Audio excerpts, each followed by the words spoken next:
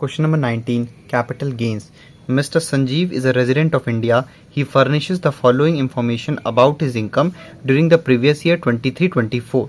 ठीक है, ये सारा इंफॉर्मेशन हमको दे रखा है मिस्टर संजीव का. Compute is taxable income from capital gains for the assessment year 24-25.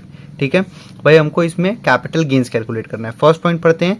Business and professional income ₹57,000. ये उस पर डिपेंड करता है कि क्वेश्चन में क्या पूछा गया है. अगर क्वेश्चन में पूछा गया होता है कि इनकम फ्रॉम बिजनेस कैलकुलेट करिए तो ये इंक्लूड होता उसमें. अगर क्वेश्चन में बोलता कि टोटल इनकम कैलकुलेट करिए तो भी हम कैपिटल गेन्स अलग कैलकुलेट करते और उसमें ये ऐड कर देते तो दोनों मिला के ग्रॉस टोटल इनकम और ऐसे करके आता. लेकिन यहाँ क्वेश्चन में सिर्फ कैपिटल गेन्स पूछा है तो इसको नहीं कंसिडर करेंगे.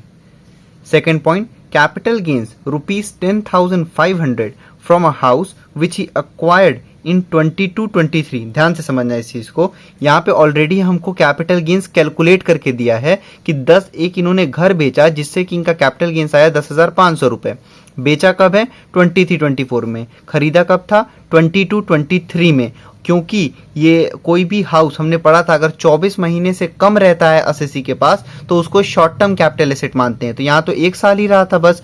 तो यहाँ आप लिखोगे अपने जो ब्लॉग बनाओगे उसमें लिखोगे शॉर्ट टर्म कैपिटल गेन 10,500 रुपए. ठीक, ध्यान रखना ये इंपॉर्टेंट है. ये नहीं कि सीधे कैपिटल गेन्स लिख के चले आओ, वहां लिखोगे शॉर्ट टर्म कैपिटल गेन क्योंकि 24 महीने से कम था एसएससी के पास. फिर third point. On 31 August 2023 he sold equity shares of Thapar limited for ₹1,50,000 which were purchased by him on 1st April 2005 for ₹1,17,000. देखो भाई, 31 अगस्त 2023 को इन्होंने 1.5 लाख रुपए के शेयर्स बेचे. ठीक, और यही शेयर्स इन्होंने जब 2005 में खरीदा था तो उसका प्राइस था 1,17,000. तो ये हो गया परचेज प्राइस और ये हो गया सेल्स प्राइस. और हमने पढ़ा था शेयर्स के केस में अगर 12 महीने से ज्यादा है एसएससी के पास तो वो लॉन्ग टर्म कैपिटल एसेट माना जाएगा. ठीक है, तो यहाँ पे तो 2005 में खरीदा गया था और 2023 में बेचा गया है तो इंडेक्सिंग निकालोगे आप. ठीक, और फिर जो आएगा वो लॉन्ग टर्म कैपिटल गेन आएगा. ठीक, फोर्थ पॉइंट, इसको आप इंपॉर्टेंट मार्क कर लो. ठीक है. He sold an agricultural land for ₹25,500 during the previous year. The land was owned by him for the last 5 years, which was purchased for ₹6,000.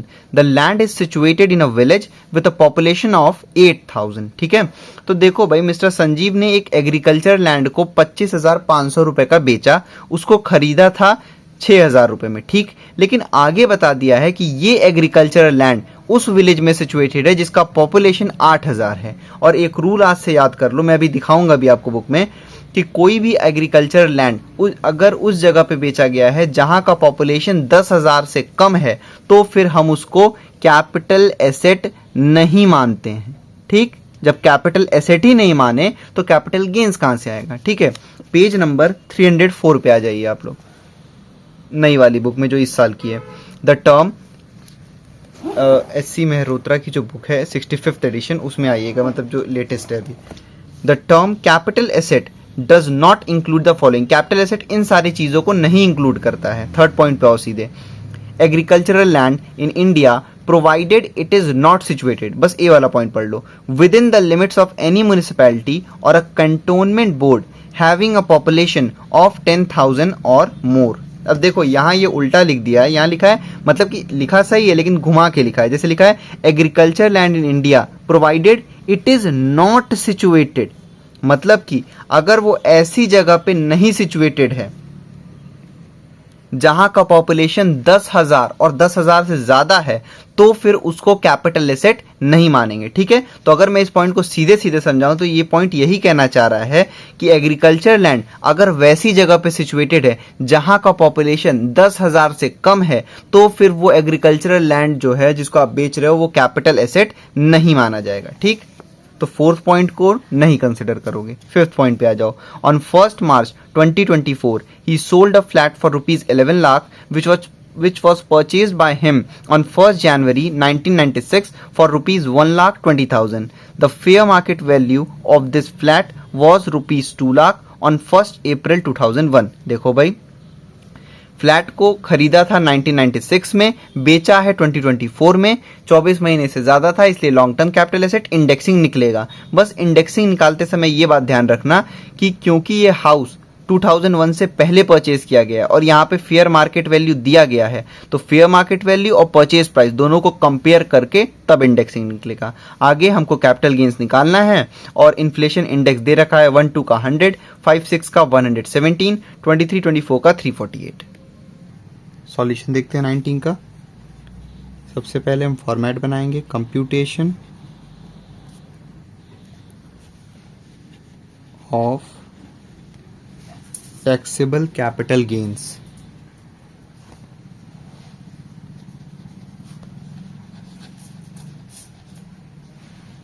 ठीक है, अब यहां पे हम लिखेंगे असेसमेंट ईयर जो भी चल रहा है।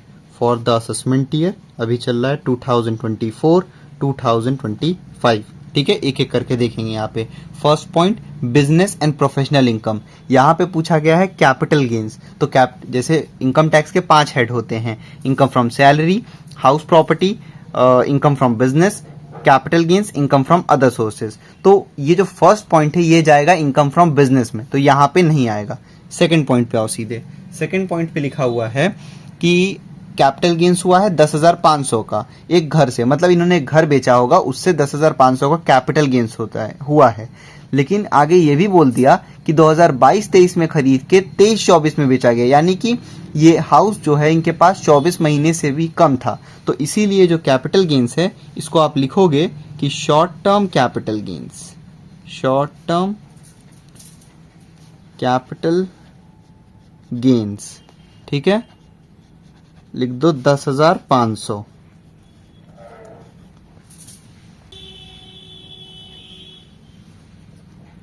के बाद है इन्होंने इक्विटी शेयर्स खरीदा था 2005 में और बेचा है 2023 में।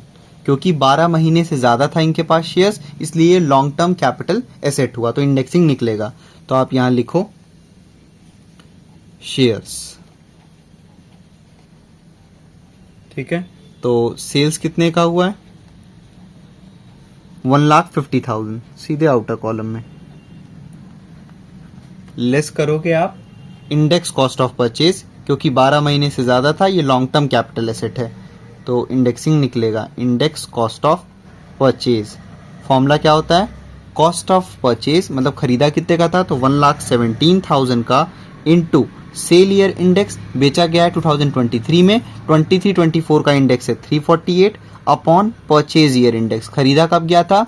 खरीदा गया था 5 में, तो 5-6 का इंडेक्स 117। फिर से देख लो इसको, कॉस्ट ऑफ एसेट मतलब परचेज के टाइम पे into sale year index upon purchase year index. ठीक है, तो ये 117 117 हो जाएगा, 1000 हो गया, ये हो गया 3,48,000।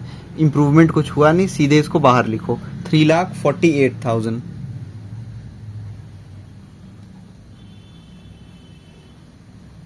इसको सेल्स वाले अमाउंट में से आप लेस करोगे, और सॉरी इंप्रूवमेंट तो वो घर वाले में होता है ना, इसमें थोड़ी ना, तो इसको आप लेस करो, हो जाएगा ये 1,50,000 माइनस 3,48,000, ये हो गया 1,98,000। लेकिन आप देख रहे हो माइनस का आ रहा है, क्यों? क्योंकि सेल्स हुआ है कम का और खरीदने का जो इंडेक्स कॉस्ट ऑफ परचेज ने निकाला वो ज्यादा है, यानी कि यहाँ पे इनको लॉस हुआ है कितने का? 1,98,000। तो यहाँ पे लिखो आप 1,98,000 और इसको आप, तो क्योंकि ये लॉस है आप इसको ब्रैकेट में लिख दो यहाँ पे, और यहाँ लिख दो लॉन्ग टर्म कैपिटल लॉस। ठीक है, कैपिटल लॉस। उसके बाद जो है शेयर्स हो गया। फिर थर्ड पॉइंट पे एग्रीकल्चरल लैंड वाला था, तो भाई क्योंकि मैंने अभी बता दिया है ऑलरेडी क्वेश्चन में, फिर बता देता हूँ, और उसमें मैंने दिखाया भी है बुक का रेफरेंस कि कहाँ पे ये चीज़ लिखा हुआ है, तो आप बैक करके देख सकते हो।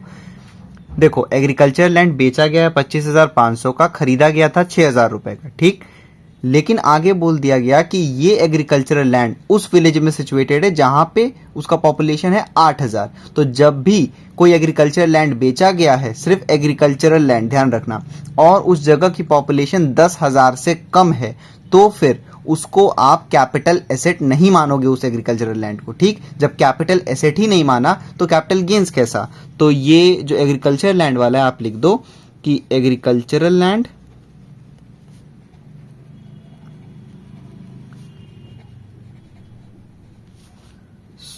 sold in a village whose population is less than 10,000। अगर 10,000 या उससे ज़्यादा होता तो हम यहाँ पे ले लेते इसको, लेकिन 10,000 से कम है, is less than 10,000, agriculture land sold in village 10,000 will not be considered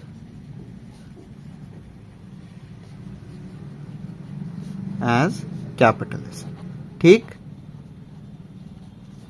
last है कि इन्होंने एक फ्लैट बेचा है 2024 में और उस फ्लैट को खरीदा था इन्होंने 1996 में। क्योंकि ये फ्लैट 24 महीने से ज़्यादा था इनके पास, इसीलिए ये हो गया long term capital asset, indexing निकलेगा।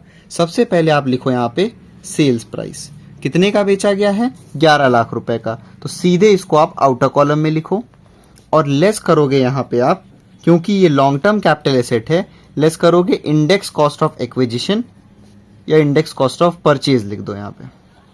फॉर्मूला क्या होता है, अब ध्यान देना, क्योंकि ये एसेट 2001 से 1 अप्रैल 2001 से पहले खरीदा गया है और यहाँ पे फेयर मार्केट वैल्यू भी दिया गया है, तो कॉस्ट ऑफ एसेट और फेयर मार्केट वैल्यू दोनों को ही कंसिडर करेंगे इंडेक्सिंग निकालते वक्त।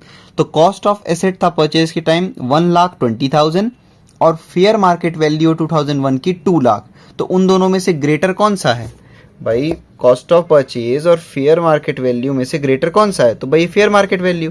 तो आप यहां पे लिखो 2 lakh into sale year index, बेचा कब गया है 1 मार्च 2024 को, तो 23-24 का इंडेक्स क्या है 348 अपॉन परचेज ईयर इंडेक्स। और हमने ये भी पढ़ा था कोई भी एसेट 1 अप्रैल 2001 से पहले लिया गया है तो वहाँ पे 2001-2 का ही हम इंडेक्स लेते हैं, इन्फ्लेशन इंडेक्स लेते हैं। तो यहाँ लिखो 1-2 का इंडेक्स 100। फिर से देख लो, कॉस्ट ऑफ एसेट या fair market value whichever is greater, तो फेयर मार्केट वैल्यू ग्रेटर है, into sale year index upon purchase year index. Solve कर लो इसको, तो 2 लाख इंटू 348 डिवाइड बाई 100, ये हो गया 6,96,000। ठीक है, सीधे इसको आउटर कॉलम में लिखो।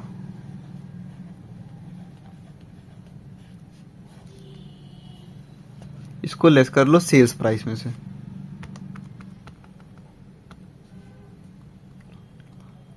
ये हो गया 4,04,000। ठीक, तो यहां लिखो 4, और यहां पे इंप्रूवमेंट था नहीं इसलिए हमने सीधे आउटर कॉलम में लिख दिया, और ये हो गया लॉन्ग टर्म कैपिटल गेन। ठीक है,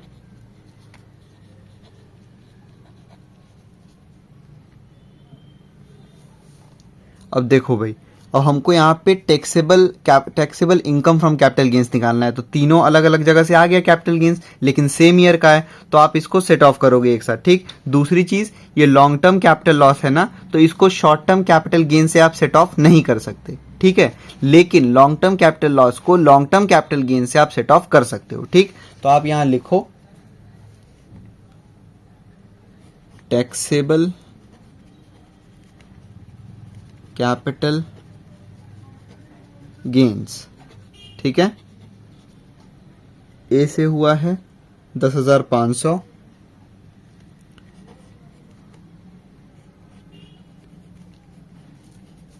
तो 10,500, और बी से हुआ है 1,98,000 का लॉस, और डी से हुआ है 4,04,000 का गेन। ठीक है, तो मैंने क्या बोला, ये जो long term capital gain loss होता है उसको शॉर्ट टर्म कैपिटल गेन से सेट ऑफ नहीं कर सकते, तो आप सबसे पहले लॉन्ग टर्म कैपिटल गेन में से लेस कर लो, ये मतलब 4,04,000 माइनस 1,98,000, ये हो गया 2,06,000। अब इसमें आप ऐड कर लो शॉर्ट टर्म कैपिटल गेन, यानी कि 10,500, ये हो गया 2,16,500। ठीक है, तो ये आ गया आपका टैक्सेबल कैपिटल गेन्स 2,16,500।